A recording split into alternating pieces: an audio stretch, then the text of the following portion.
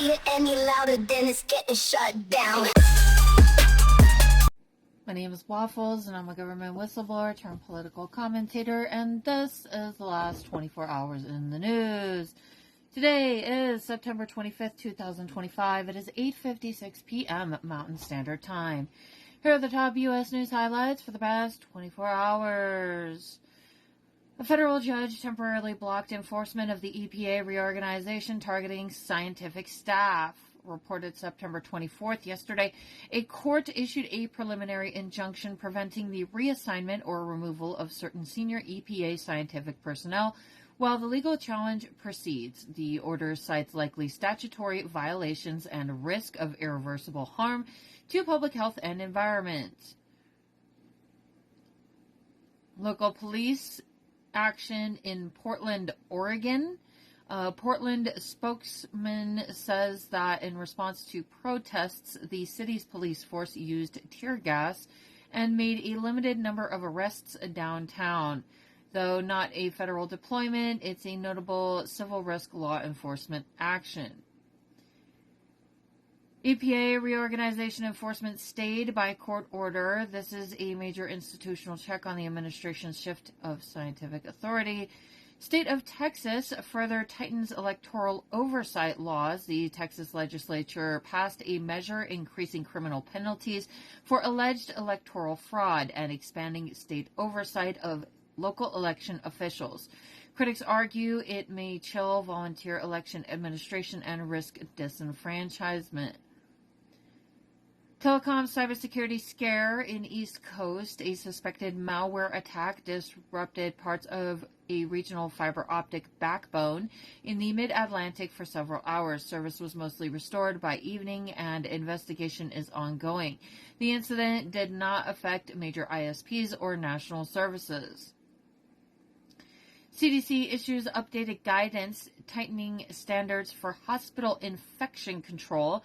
The CDC released new interim guidelines tightening airborne pathogen controls in hospitals, particularly around multi-drug resistant organisms. Hospitals in vulnerable regions are advised to review new HVAC and air filtration readiness.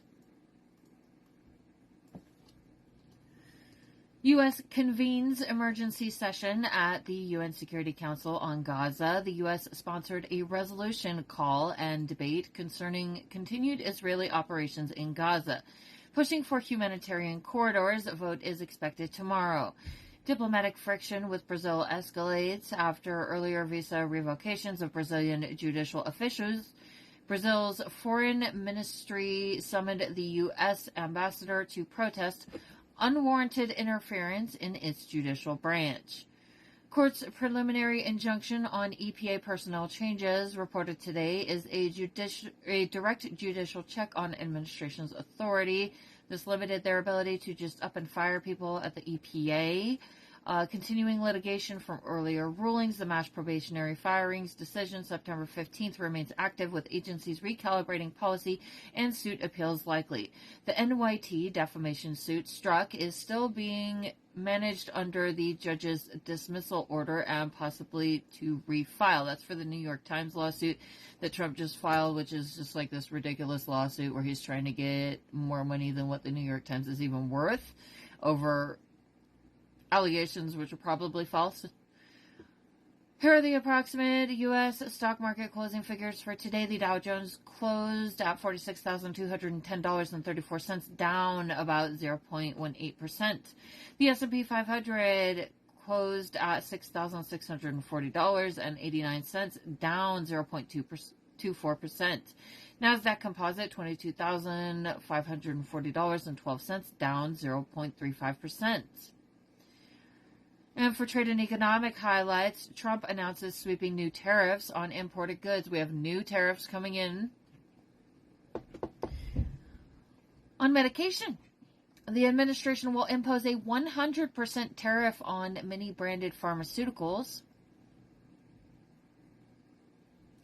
a 25% tariff on heavy-duty trucks, 50% tariffs on kitchen cabinets and bathroom vanities, and 30% tariffs on upholstered furniture. Critics warn these could raise consumer prices, disrupt supply chains and provoke retaliation. GDP for quarter 2, 2025 revised upwards to 3.8% annualized growth. The Commerce Department released the revision today. GDP growth is now estimated at 3.8%, up earlier from 3.3% figure, driven largely by strong consumer spending and reduced imports. The revision was reported today and shifts expectations about economic momentum and Fed policy. Trade deficit in goods narrows substantially for August. U.S. goods trade deficit dipped 17% in August, about $85.5 billion. A two-year low as imports contracted sharply, negative 7%, and exports fell modestly, negative 1.3%. Analysts note businesses timed shipments ahead of tariff hikes. The tariffs are trashing the economy right now. Dollar strengthens after stronger U.S. economic data. The U.S. dollar rose against the euro, yen, and other currencies following GDP revision and other upbeat signals as markets reassess the pace and scale of future Fed rate cuts. Wall Street indices retreat amid uncertainty over future Fed easing. Stocks closed lower as traders absorbed the revised GDP, cautious Powell comments, and mixed data on the labor front. The pullback underscores investor anxiety about whether rate cuts will continue or be delayed. And remember, kids, the stock market is not the economy. Just because the Dow Jones or S&P 500 might be performing does not mean that wages are growing, jobs are secure, inflation is under control, or that people are thriving. And here is the upcoming hazardous weather outlook for the next few days. A cold front advancing eastward will trigger thunderstorms across portions of Kansas, Oklahoma, Missouri, Nebraska, and adjacent areas. This is the report for central and southern plains and Midwest. These storms are likely to be most active in the late afternoon and evening hours. Expect risks of damaging wind gusts, large hail, and locally intense downpours. Some storm clusters could produce flash flooding, especially where storms linger.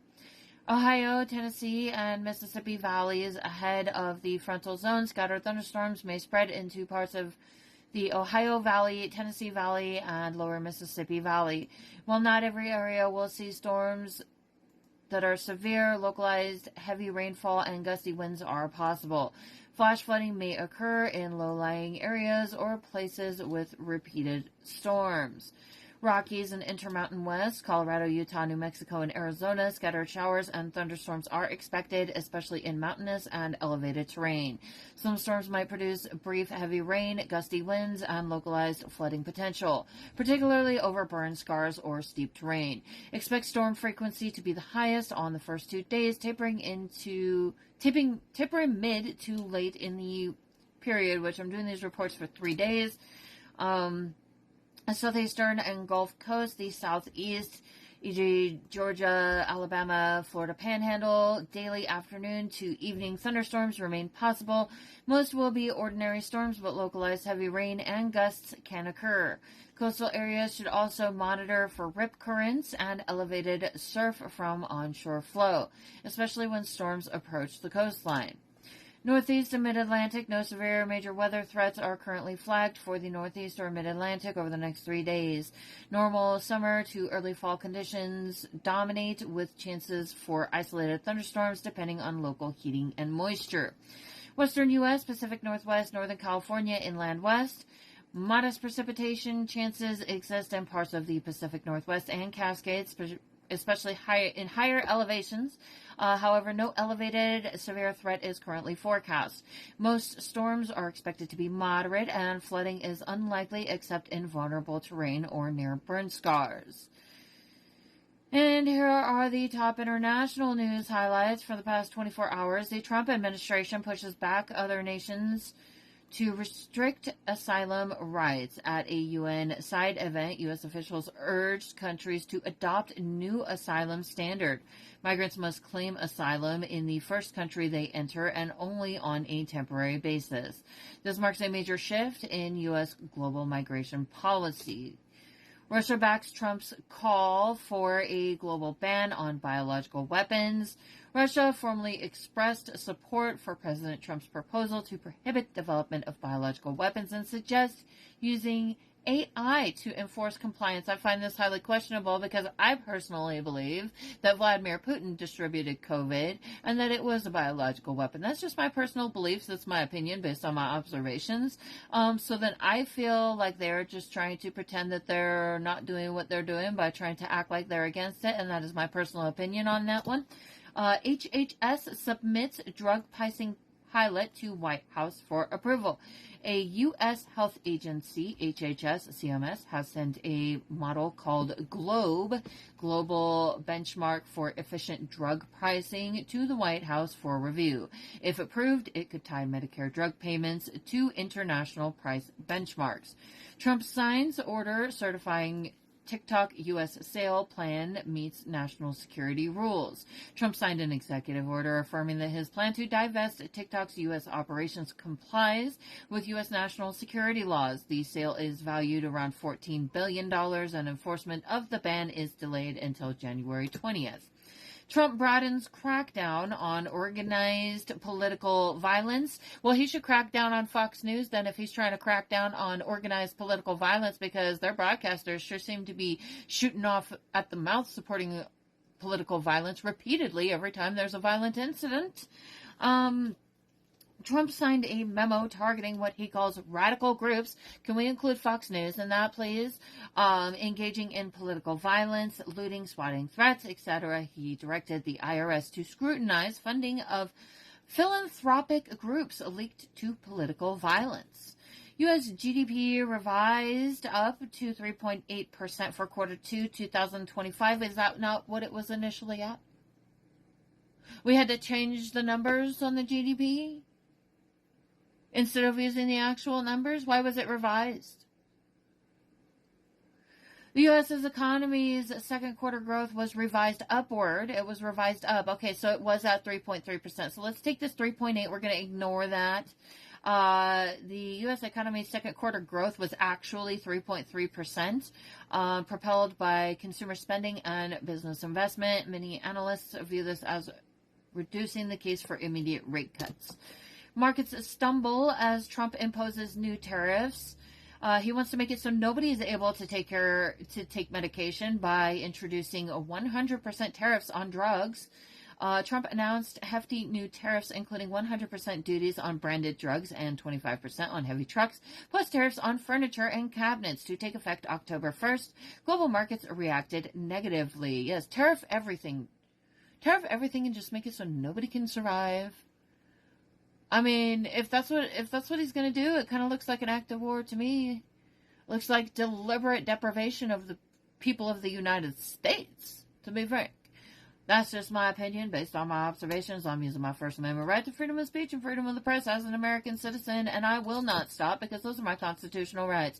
U.S. officials spotlight European censorship at UN events. On the sidelines of the UN General Assembly, U.S. officials accused European countries of shutting down speech, holding an event called the Fight for Free Speech, resisting global censorship. In other news, there is a flotilla currently headed towards Gaza that is being guarded by our Italian military. And it looks like, and I would need to verify all this, but it looks like there's other military efforts that are jumping in to help escort this. And if I'm not mistaken, Greta Thunberg, the girl, the climate change girl, Greta Thorn. I don't know if that's her. Is it Thornburg or I can't remember her name. Oh my god. But I believe that she is on the flotilla as well. So there were some statements made about that she better not get shot down. And then I did see missiles getting launched. Ooh, it looks like out of flotilla. I don't know if it was the same one. This is just in the past 2 days. What else do we have for our observations in the news? There's a few things I'm trying to pay attention to.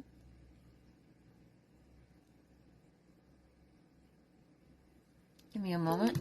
Trump is supposedly showing support for Ukraine finally. Whether or not that's true, only time will tell. The Samud Flotilla, SUMUD flotilla is the flotilla that we're monitoring right now. It's like the third one that I've personally seen. White House prepares for mass firings of federal employees during shutdown per Aaron Parnas. I don't know much about that. There's going to be a very strange military meeting with the Marines and Hegseth.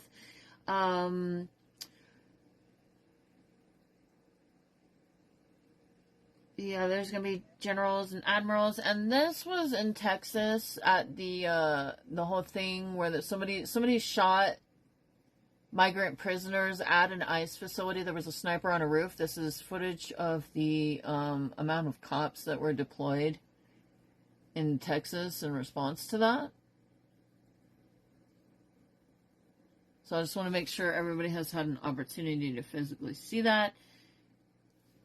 So it looks like the stuff about Greta Thunberg is hearsay that is circulating on Twitter. Recent posts on X, formerly Twitter, have claimed that North Korea threatened to nuke Tel Aviv in September of 2025. These posts allege that the threat was contingent on Israel killing climate activist Greta Thunberg. However, these claims are almost certainly fabrications, and no reliable sources have reported on such a. Vladimir Putin has been encroaching on Poland and trying to expand into NATO territory. And earlier today, U.S. fighter jets had to intercept Russian warplanes near Alaska, off of the Alaskan coast. I believe it was yesterday, our nuclear airplane was sent into, it flew out over to Europe. Joey Contino News is reporting on that. He is in my referenced feeds. For those of you who are not already following me on multiple platforms, I'm on Blue Sky, TikTok, Substack, YouTube. So if you need help finding Joey, go to my Blue Sky, and there's like a list at the top of my profile. He is doing a lot of war reporting in regards to the Russia-Ukraine war, and he is doing a very good job. There's a lot of people raising alarm bells over 1,200 human beings that went missing from the Alligator Alcatraz concentration camp in Florida. So the camp was forced to close down, but bunch of people went missing and still have not been accounted for, and it's been days and we're trying to figure out what the hell happened with that.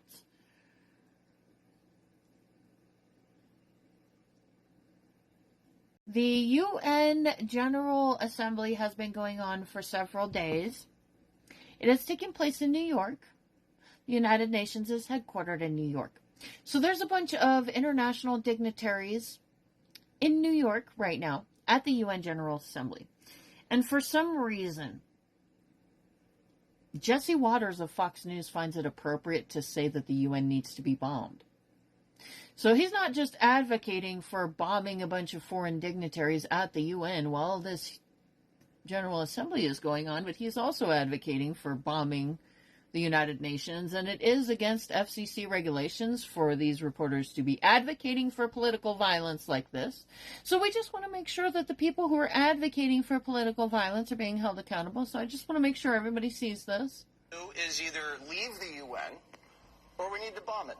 It is in New York, though, right? Yeah, there could be some fallout there. Yeah, all right. What's going on with you? We'll just leave it at that. I'm going to be doing a whole separate video on that. I'm really pissed. This has, been a repeating pattern of behavior for Fox News, and I think that because of this, Rupert Murdoch needs to be under criminal investigation. They are way overstepping the line in the past couple of weeks, and the FCC needs to hold them accountable. They need to stop doing that, and I am strongly questioning what the motives are behind saying such things, especially advocating for bombing the UN while there's a bunch of foreign dignitaries there. So, let's see. I just want to make sure we're not missing anything. We're going to do a final run through real quick. So they're working on getting signatures to pass this bill or whatever to release the Epstein and Manafin files.